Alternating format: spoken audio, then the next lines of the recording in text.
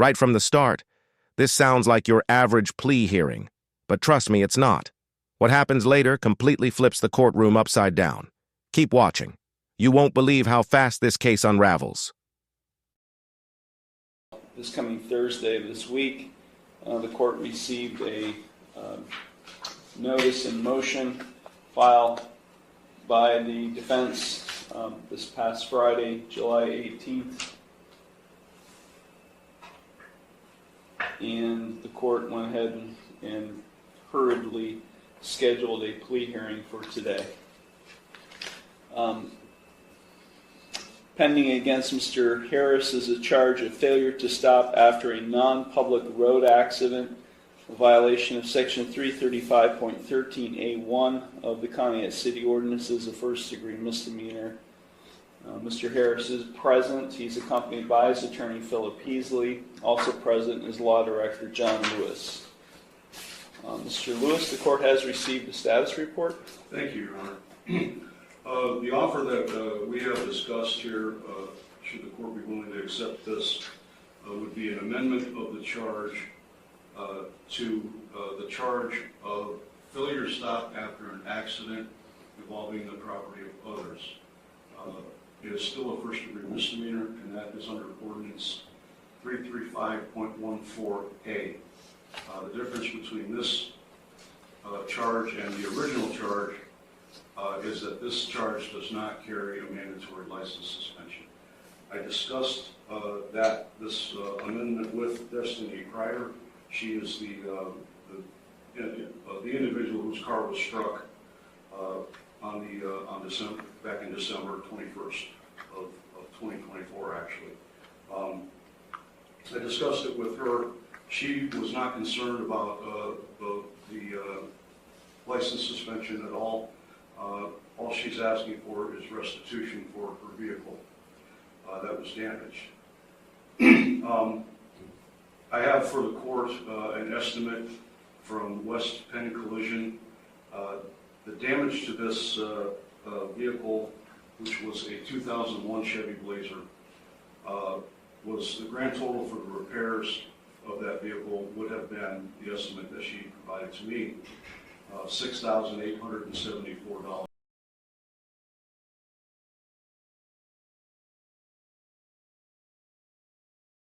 Here's something interesting. The damage estimate was nearly 4 times the car's Blue Book value. In legal terms, that's a red flag for restitution negotiations. What do you think? Should the court order full payment or just what the car's worth? What she's asking for is restitution in the amount to the order, excuse me, $1,665 in restitution. The city is recommending probation, whatever fine the court deems appropriate. Court costs along with that restitution to Ms. Kreider. She's present in the courtroom, Your Honor, and she is in agreement with the offer that I've just discussed. Thank you. Thank you.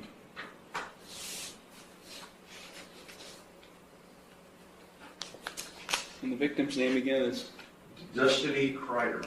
Ms. Kreider, I'm sorry, you're not listed here in the original charge. Ms. Kreider, thank you for being here today. Did you understand everything that Mr. Lewis just outlined in the terms of a proposed resolution? Yes. And are you in favor of that proposal? Yes. Thank you very much. Mr. Heasley? Thank you, Your Honor. We would express our appreciation on the record, co-counsel who is not present, Attorney Brianna Allen, and myself for the court accommodating this plea hearing, hopefully to avoid jury trials scheduled for later this week. We have discussed at length with our client, Mr. Harris, the offer. He very much wishes to resolve this matter, Your Honor, along the lines of the stated plea offer, although he is aware that this court does not have to follow such plea agreement. The main difference being, as Mr. Lewis, I think, indicated, the difference is between a mandatory license suspension under the original statute, or in this case, Conneaut Ordinance, and the amended one, which involves an accident involving property rather than something other than that. We have communicated the offer. I've communicated the offer to Mr. Harris.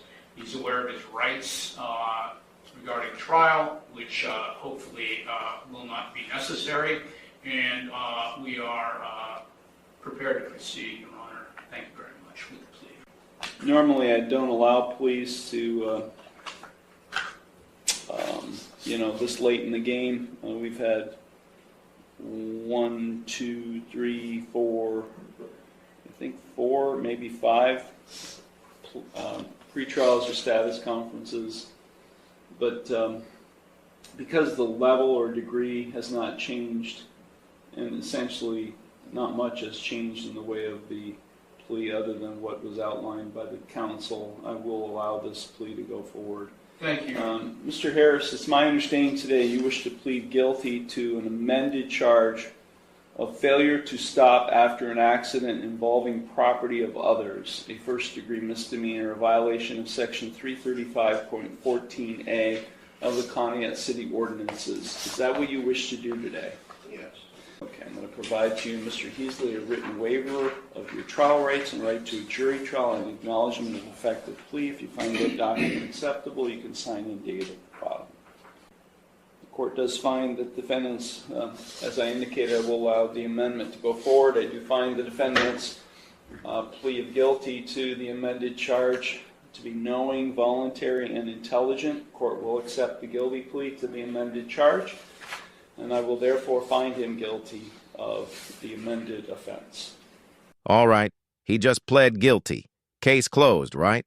Well, not even close, because in just a few minutes this courtroom is about to implode. Watch what happens when the defendant suddenly changes his tune. Much to resolve this matter, and that basically influenced the decision not to go to trial, which of course belongs to the defendant rather than counsel. We're aware that there is restitution to be made in this matter, and hopefully that will not be a problem. And he's aware of the possible sanctions that come along with this offense. We would hope that the court not suspend his driving privileges if possible. He's aware the court does not have to go along with the agreement, although we would hope that the court would. And once again, we appreciate the opportunity to plead to the lateral offense, same degree, that was afforded us in this hearing. This incident happened last December, Your Honor. Mr. Harris has not reoffended in any way, and he is not likely to do so at any time in the future. Thank you very much. That's all. Thank you. Mr. Harris, is there anything you would like to say at this time before I impose sentence? I'm not sure I'm allowed to say it, so I just want to hope that I can keep all these things. So Okay. I don't know what I can say, so Okay. That's all? yeah. Okay. Okay. Mr. Lewis? Thank you, Your Honor. Just a real brief recitation. Back on December 21st, Ms. Kreider's vehicle was parked in front of her residence in the street. It was struck by another vehicle.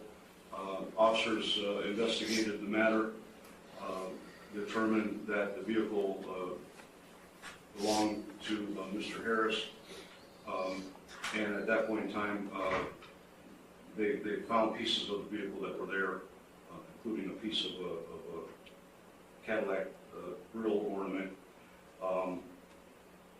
and they matched it to the front of Mr. Harris's vehicle, and it fit. A piece of the Cadillac grill ornament fit perfectly, so that's how it was determined that Mr.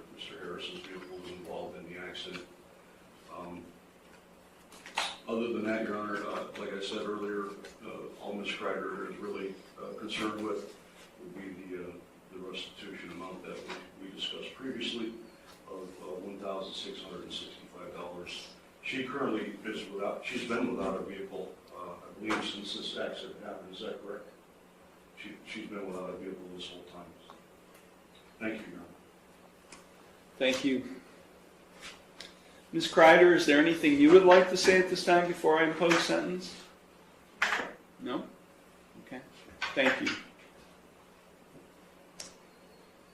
So I think if there's a restitution component being included in, it seems, because this was not a citation that was issued, this was a complaint filed by the law director, so I can't tell from the paperwork filed with the court whether he had insurance or not, but I'm assuming since restitution is a component of the sentence that there was no insurance?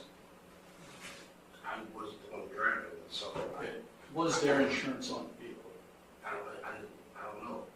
I didn't do it, so I don't know. I didn't have the car in my possession. Hold up.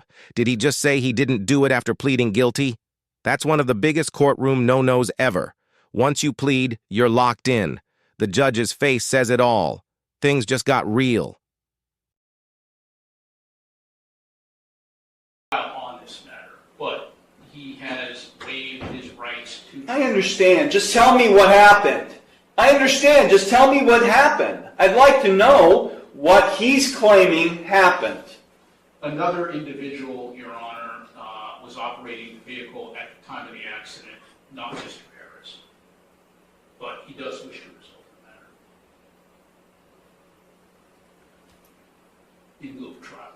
I just accepted your plea of guilty to this charge, Mr. Harris.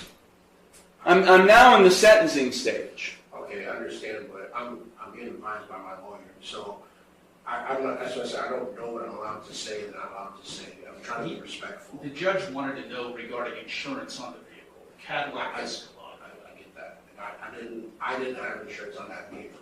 Whose vehicle was it? Okay, so the vehicle was in my name that I used. I let my brother have that vehicle because I'm trying to help him out. It's your vehicle. Classic case of, it's my car, but not really my car. This kind of explanation never sits well in court, especially when insurance and liability are in question. And the judge? He's clearly running out of patience. To your attorney, I'm trying to pull teeth here about what happened. I mean, I'm sentencing you, and I don't have all the information. Okay? Was he in the car? No. I feel like I'm cross-examining him. Was he in the car at the time? No, sir. Okay. So, here's what I'm getting at, Mr. Heasley, specifically for you. If he pleads to a charge where he's operating a vehicle in an accident, and he's not able to provide proof of insurance on the vehicle he was driving, what happens? It's a non-compliance suspension with the Bureau of Motor Vehicles. Right? I mean, I know this amendment was all about trying to avoid a license suspension, but if he pleads guilty to operation and he's not able to provide proof of insurance, then it's a non-compliance suspension. Right? Yes, sir. Do you have the restitution to pay today? How long will it take you to get it, Mr. Harris? Around about a month, maybe a month. This case has been pending since December. You haven't been setting any money aside for that possible consequence? I'm living paycheck to paycheck. Okay. I have 5 kids. I'm sorry, Mr. Harris, but take a look behind you. And there it is. The breaking point. The judge realizes this plea might not hold up legally, and what happens next is shocking. He throws out the conviction on the spot and sends the case to trial. Absolute courtroom chaos. Assistance of counsel claim right now. And I'm not going to allow this thing to go up on appeal, and you guys spend all kinds of time dealing with an appeal. I'm going to leave.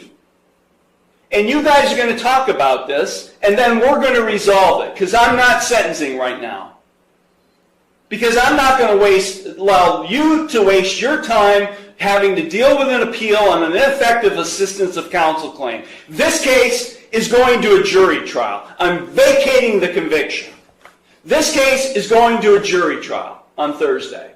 You want your trial? You got it, Mr. Harris.